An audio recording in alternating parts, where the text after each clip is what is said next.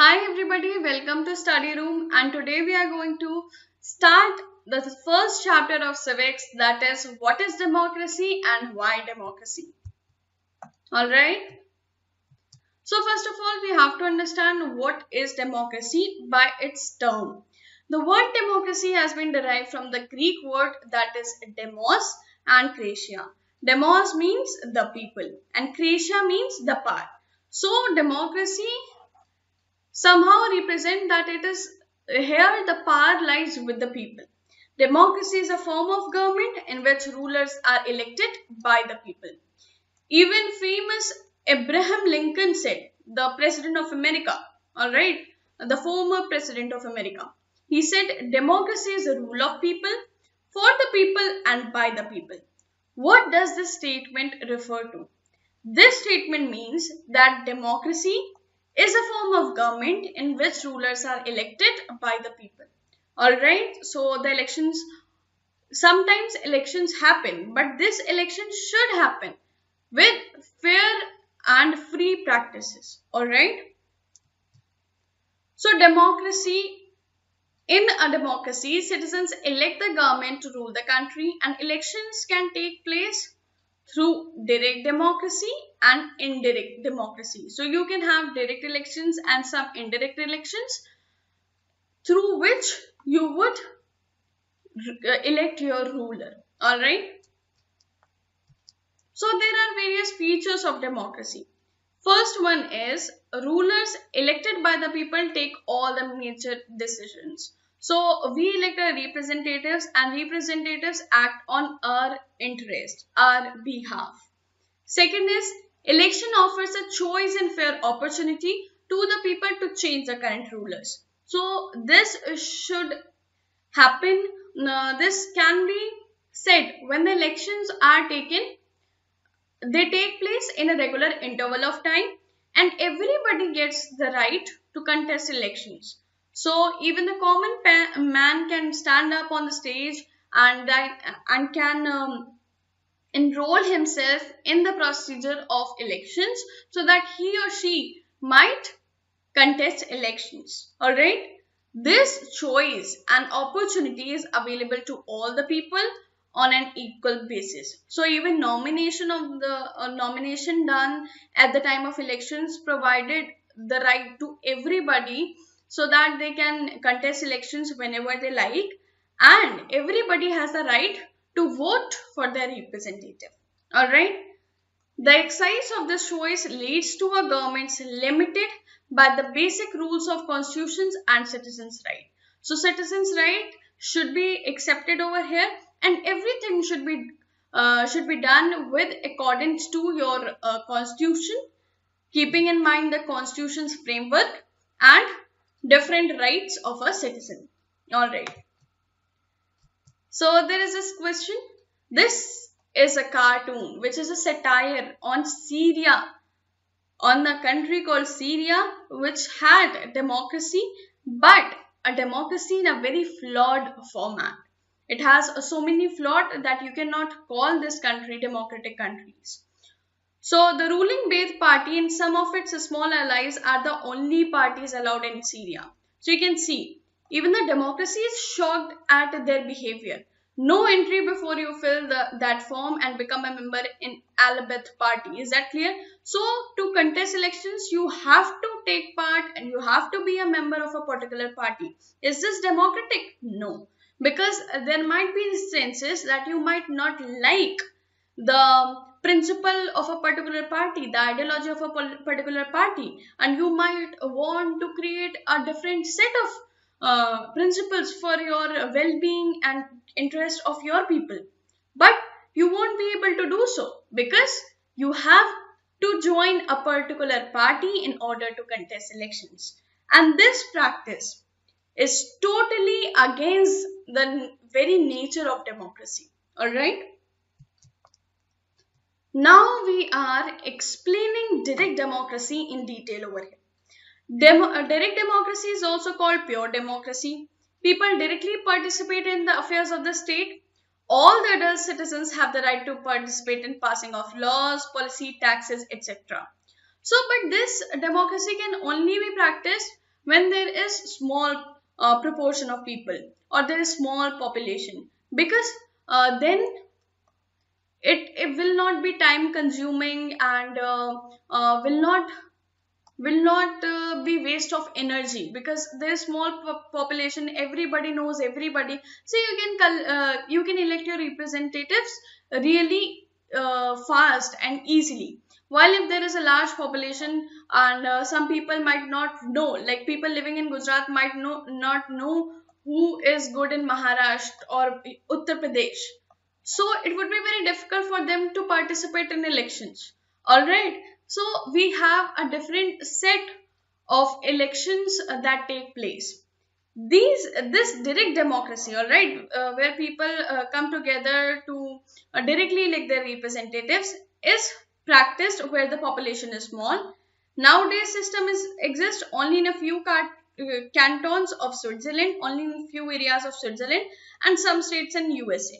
So you can see that people come together, elect their representatives, and the elected representative is voicing their opinion.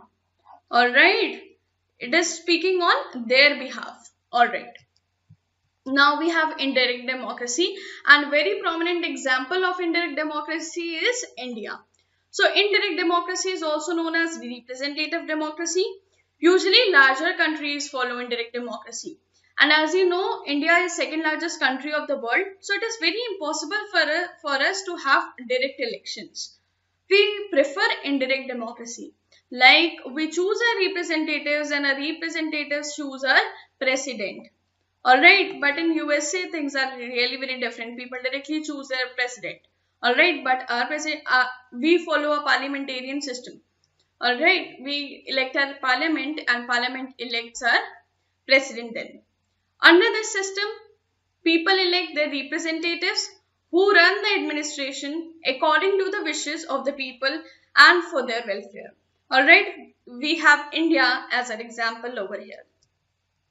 Now there is this brainstorming question, you have to answer it. This is for your well-being, this is for your intelligence classification over here, but I can only help you to go through these questions.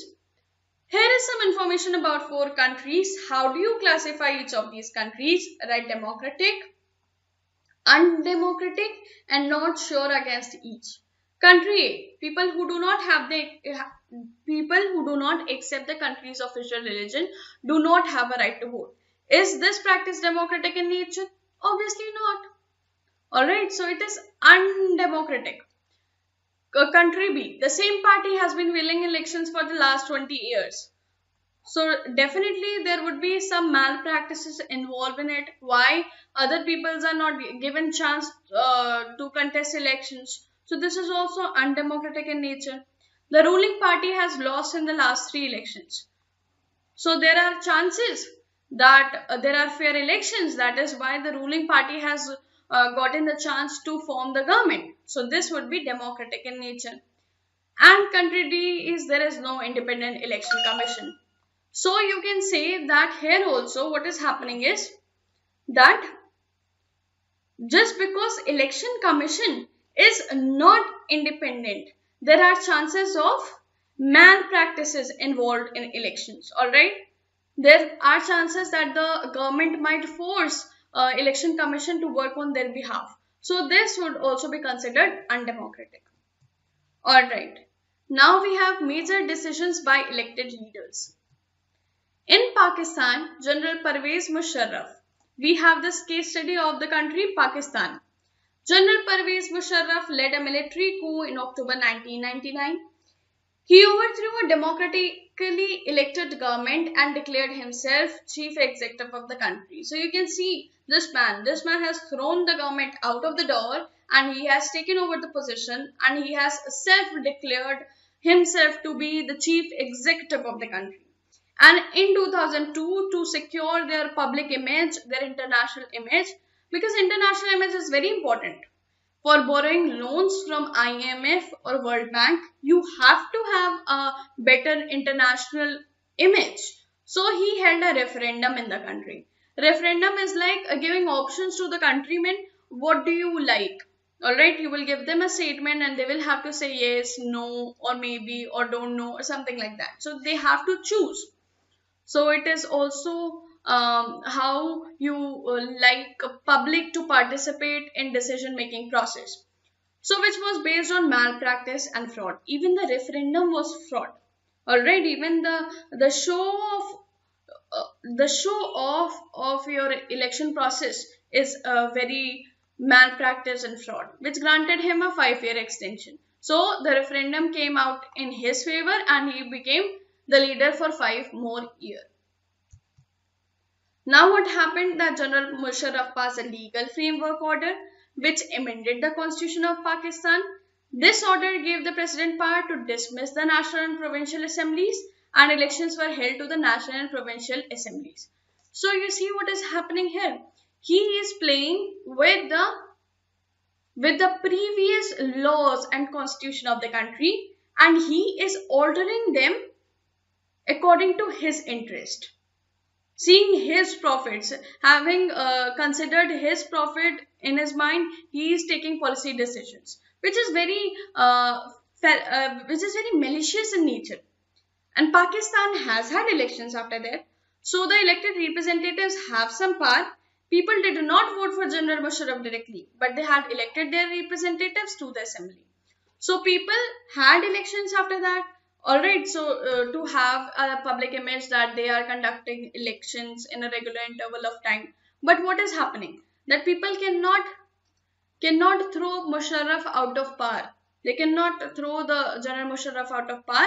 They can only elect representatives, and even the representatives have to elect General Musharraf only. So, in a democracy, these elected representatives should have the final decision making in power.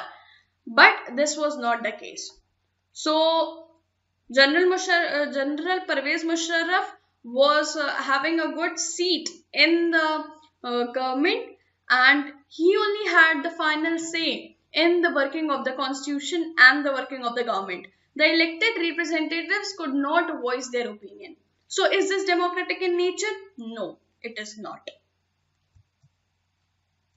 Now we have a different case study. This case study is of China. China, in every 5 years, they had elections. So the parliament is called National People's Congress. That is Quango Renmin Diabao Dahui. All right, this is in Chinese language.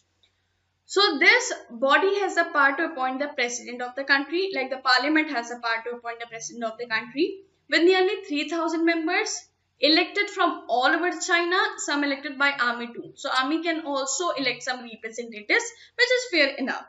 To contest elections, a candidate needs the approval of Chinese Communist Party. Only members of Chinese Communist Party or 8 smaller elite parties were allowed to contest elections held in 2002 to 2003. And the government is always formed by the Communist Party. So here what is happening, that all you can elect your representative is all okay, all good. But all the elected representatives have to be the member of Communist Party of China. They all have to belong to a certain political party only. So is this democratic? What if the representative you elected, what if the representative you wanted to elect did not have the same interest as the Communist Party of China, right? Chinese Communist Party. Maybe he had a different sets of principles he wanted to act upon, but he still have to join this party. So is this democratic in nature? No, it is not democratic in nature. So since independence in 1930, Mexico. This is a new case study of Mexico here. So Mexico elects its president every 6 years. But until 2000, every election was won by PRI. That is Institutional Revolution Party. Same is happening with Mexico also. The one political party is winning the elections. Opposition parties contest elections but never manage to win, as PRI was known to use dirty tricks to win elections. So PRI somehow managed to win elections every time using fraud practices. A democracy must be based on free and fair election. This is for you people to know. Alright, where those countries in power have a fair chance of losing.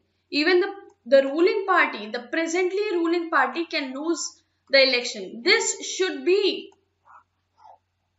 the ideal of democracy, that everybody has an equal chance to win and an equal chance to lose the elections.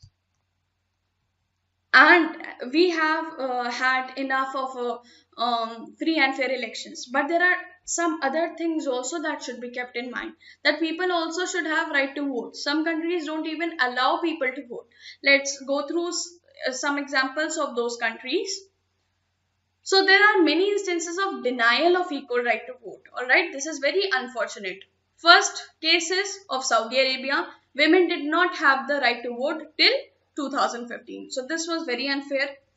Estonia's citizenship rules makes it difficult for people belonging to Russian minority to get the right to vote. So you can see here that minorities are being refrained from casting votes. Is it okay? Is it democratic in nature? No, it is not. Third one is in Fiji. Fiji is a country. The electoral system is much such that the vote of an indigenous Fiji. Indigenous means the locals Fiji. The people belonging to Fiji, their ancestors should belong to Fiji. Then only they will be known as indigenous Fiji. Has more value than that of Indian Fijian. So Indian Fijian, like whose nationality was India prior to coming to Fiji, their vote would be compared less, would have less value than the indigenous people. Is it democratic in nature? No. Every person should have equal value of their votes. So in a democracy, each adult citizen must have one vote and each vote must have one value. Alright. So you can see this example where Saddam Hussein, he was a dictator in Iraq, you can say. So he is put behind the bars, and what he used to face when he was in power, only his voice mattered. Whatever he said was right. Might was right in his ruling. Whatever he said was right, was justice, was justified. So now when he was put behind the bar, other peoples were freed. They could say at last one man, one vote. Everybody had equal power to vote. And now what he's thinking, this cartoon is a satire. He's thinking, I liked it better when I was the one man and the one vote. Only my vote mattered and whatever I said was right. So I was very happy back then. Alright, so this cartoon is about the Iraqi elections held after Saddam Hussein regime was overthrown. So when he was put behind the bars, then this was a condition. He is shown behind the bars. This means people in prison are banned from voting. So you can imagine that the culprits or the criminals are not allowed to vote. Alright. So rule of law and respect for rights. So Zimbabwe is also a country, attained independence in the year 1980 through a freedom struggle led by ZANU-PF party.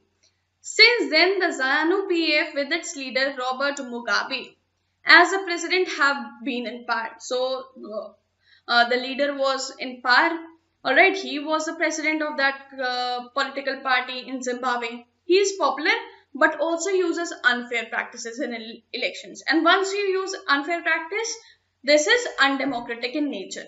So elections have always won by ZANU-PF. That is also very problematic. Why no other parties was given chance to win the elections? Alright, to contest elections. Over the years, Mugabe's government changed the constitution several times. They're also playing with the laws of the country. Is it fine? Is it justified? No. To increase president's power, they're working on their own interests instead of general public's interest, and make him less accountable. Alright, opposition party workers are harassed and their meetings disrupted. Opposition is not allowed to work only. Alright. So in Zimbabwe, public protests and demonstrations against government are declared illegal. You cannot raise your voice against the government. Television and radio are controlled by the government and give only the ruling party's vision. So here also might is right. The one who is in power can say the right things and all the things he says is considered right. And there are independent newspapers, but the government harasses journalists who go against them. So you can publish whatever you want, but you cannot criticize the government.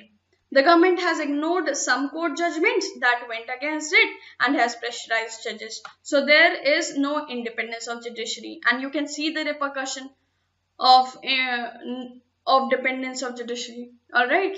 So in this case, government is not democratic, as there are no basic rights for citizens, no political oppositions, and no independence of judiciary. All right. So this is a cartoon. A democratic government should rule within limits set by constitutional laws and citizens' rights. So democratic government should work in accordance to the constitution, their laws, their fundamental rights. All right. So this cartoon is depicting a situation when Chinese government blocked Google and Yahoo in their country. The image of tanks and unarmed student refers to a major event in recent Chinese history, the Tiananmen or Square protest. So you can see that how people are killing. These are the satire to the society. Chinese people are saying that Yahoo, Google, and Cisco is hurting you, and we students are very innocent and will get hurt by these big multinational companies. So we should not have these multinational companies. So you can see how they are manipulating one's views. Now we have this question. Can you name two countries where free and fair elections are not held? You can say Zimbabwe. You can say China. Alright. So today we have discussed everything about democratic countries as well as non-democratic countries. We have discussed direct elections, indirect elections, and unfair practices done in different countries with fraud and malicious views. We'll meet again in the next video. Till then, revise the chapter thoroughly and go through the videos again for the conceptual clarity. Thank you all. Hope you enjoyed the lecture.